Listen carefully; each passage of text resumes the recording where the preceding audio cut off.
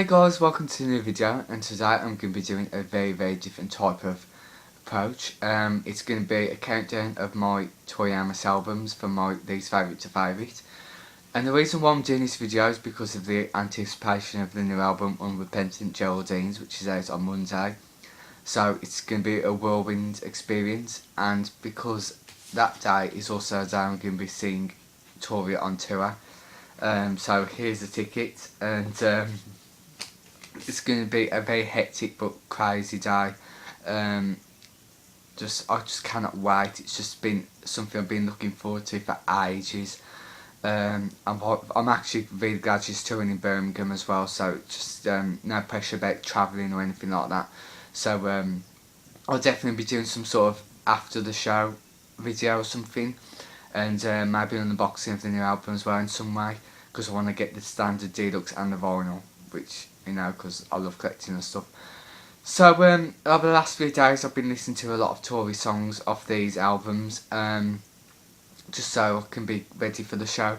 And so I thought I'd do a countdown and say my brief comment about each one, and we'll get started at number 13. And before I start, I just want to say this is just my opinion on the albums, not what I think should be official. It's just what I've enjoyed the most, and none of these albums are bad. There hasn't been a bad album, but it's just I have to go through my least favourites. So we'll start at number 13. It's Midwinter Graces. The reason why this one's at the bottom is because it's just not one I can listen to all year round, unfortunately. Even though it just has that nice simple Tori sound on it. It's the winter album. It's, you know, very involved with Christmas, obviously. So it's the only time I'll really listen to it. It has some quite nice charms about it though. The only charm that I wouldn't say is very good on this is the artwork. It just looks absolutely dreadful. Sorry, but it just does. It just looks badly edited, and it could have looked a lot better. Even though some of the photos in the album were quite nice, but just that just doesn't do it for me. Although I know you shouldn't judge albums by their artwork, but still it's just not the best one in my opinion. Although it is a nice album, and I'm glad I've got it. At number 12, it's Gold Dust. The reason why I put this one very near the bottom is because these are songs that have already been put onto the albums before. It's just a collection of a back catalogue, some of the songs, and no new material. So what's the point of putting it near the top? Although it is very good that she's done a very classical approach with this album. So they have a much more bigger sound, the new versions, especially Flavour, which sounds a lot better than the original version from I'm Normally Attracted to Sin back in 2009. And also like the new version of Silent all these years, which sounds really good. So this is number 12. But the one soft spot I have for this album is this was the first album released since I've become a fan. So I have very good memories of buying this from HMV and doing the unboxing video, which is of course is on my channel. So some good memories there nonetheless. So yeah, that's number 12. And number 11 is Night of Hunters. The reason why this one's near the bottom is because it's just not one I can listen to all the time, although it has a really beautiful sound, very well done and put together in a very exciting and interesting way. And all the songs on it are like a story because it's set during a nighttime period.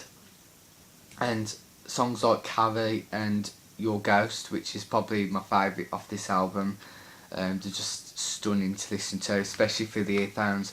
And the artwork inside is absolutely beautiful, very put together, just beautifully. So this is a really good album that shows Tori's latest sort of sound, and yeah. But the problem is, it's just not one I can listen to all the time. It's not very, I just prefer the pop element of Tori compared to the classical. Although I'm really glad, I don't blame her for going in this route, so it was a nice change for her, instead of doing the same old year after year. So yeah, that's number 12. Number 11, sorry. Number 10 is Strange Little Girls. The reason why it's near the bottom is obviously it's a covers album, but this is a very, very interesting covers album, I must say, because the original songs were originally by male artists, so Tori's singing them from a female perspective, and each song has a different character. So there's 12 girls singing this, well there's 13, because there's 2 girls on one track. So this is a very, very interesting kind of approach album, especially if you know all the original songs. Especially songs like 97 Bonnie and Clyde, which was originally by Eminem, who of course raps his way through it. And the original, well the new version sounds completely different, just out of this world. So I do recommend listening to this one if you haven't already, so you might like it, which is why it's number 10.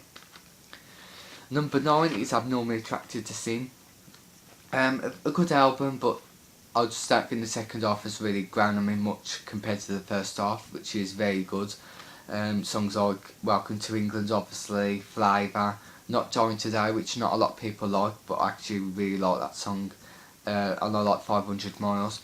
But I still need to give this one a few more listens for it to grow on me, even though I've been listening to the vinyl version a lot more than the CD, and the record sounds a lot better than the CD.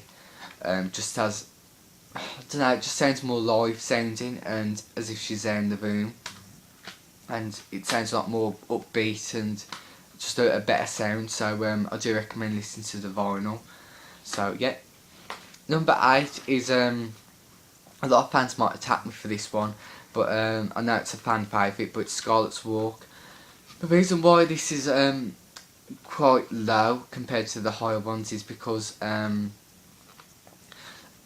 really like this album, but I think the second half just really hasn't grown on me compared to the first. Or maybe I need to listen to this one a lot more, but I've listened to this album a lot, so I think it would have grown on me a lot by now if it did. Although a lot of the songs in it are classics, of course, A Sort of Fairy Tale. I love Wednesday as well, that is a really great track. Also like Crazy, Don't Make Me Come to Vegas, Gold Dust, A Taxi Ride as well. Basically named most of the singles. So I think I need to listen to this one again properly one day, just out of the blue.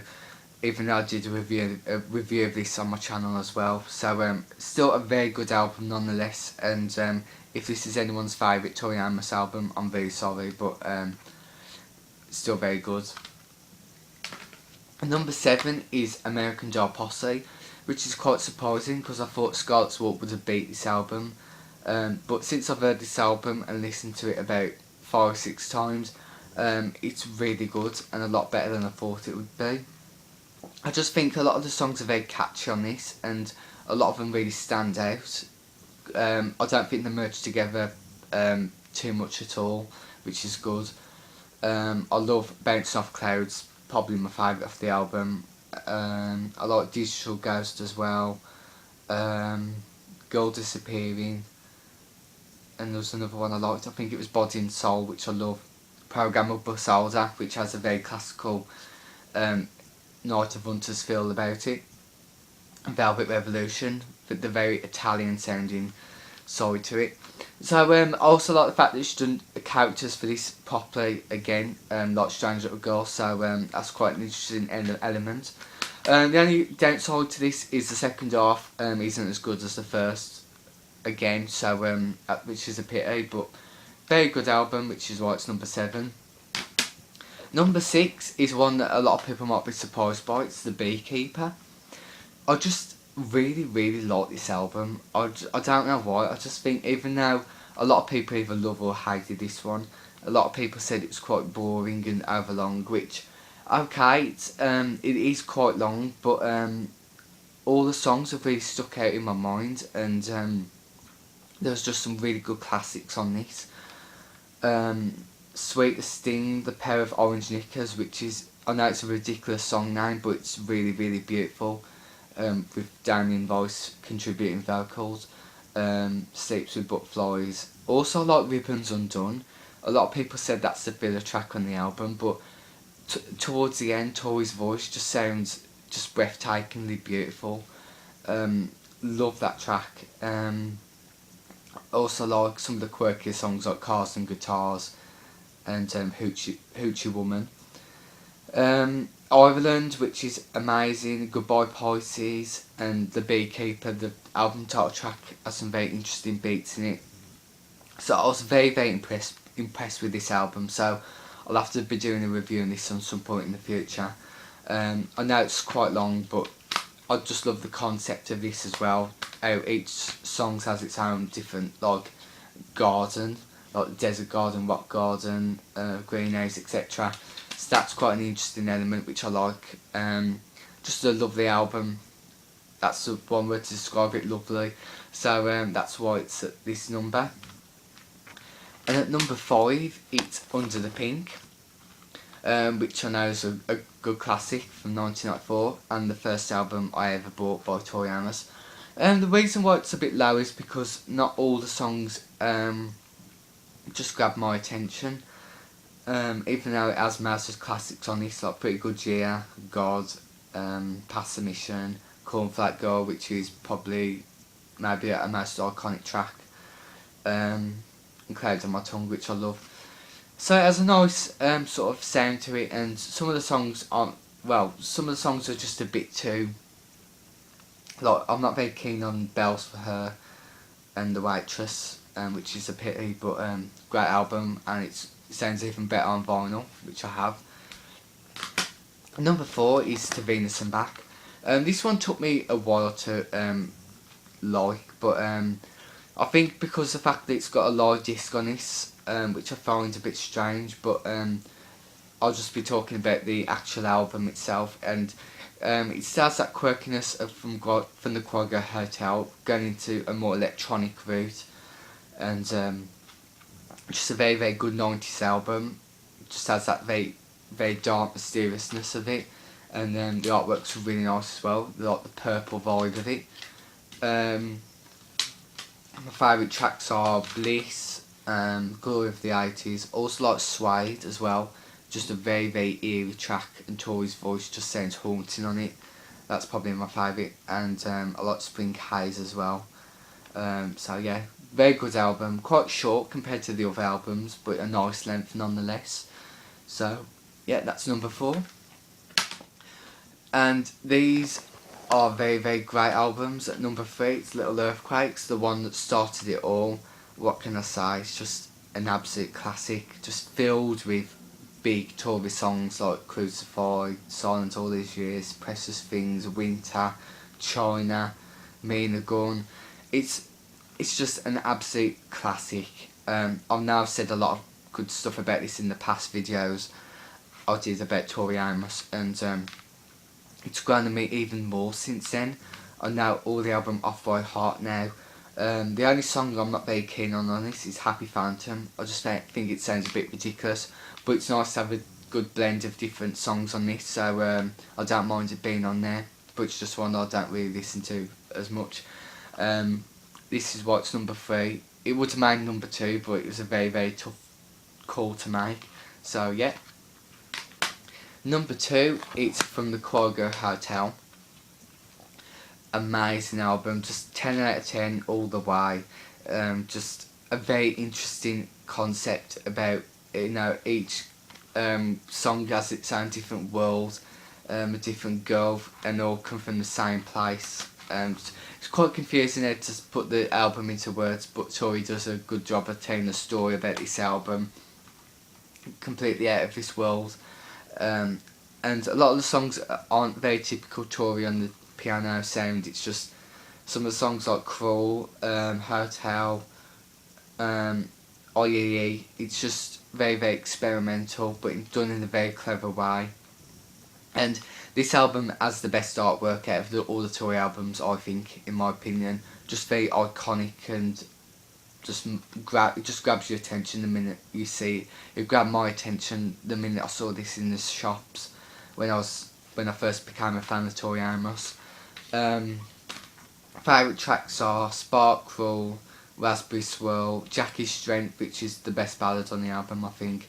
Hotel and Pandora's Aquarium. So yeah. And the last one, and the one I think is my favourite, and a lot of people probably know by now which one it is, and it's Voice for Pele. Just the one I can always listen to again and again. And Tori herself, I don't think is very keen on this album now, but she should be. It's just an amazing album. I know there's 18 tracks on this, and they all have their own different world, their own different emotion. The first word that springs to mind with this album is emotions, because each song really does stand out from the other. Especially the first half, Blood Roses, Professional Video, which is unlike anything Tori Amos has ever done.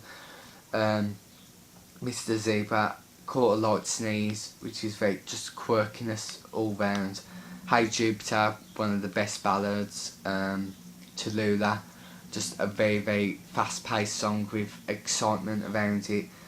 Putting the Damage On, which has become a recent favourite of mine. Just again a classical sounding song.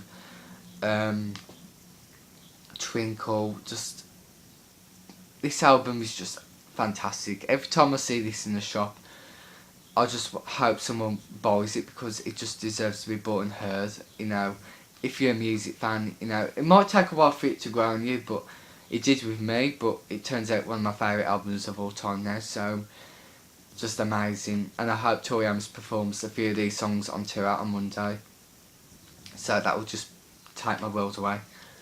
And that is the countdown. I'm not sure what the new album will be. Hopefully it'll be high up on the list somewhere.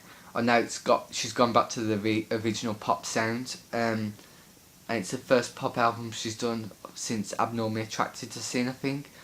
So it'll be very, very great back to basics approach, and I cannot wait to hear it. The new promo single, Trouble's Lament, is just very retro and really catchy, which I'm pleased about. So that is it, everyone.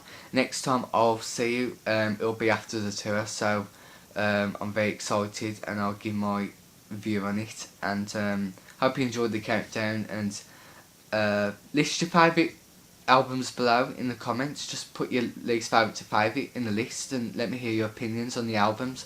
I'd love to hear them, I really would. So that is everyone. Have a good week, and speak soon.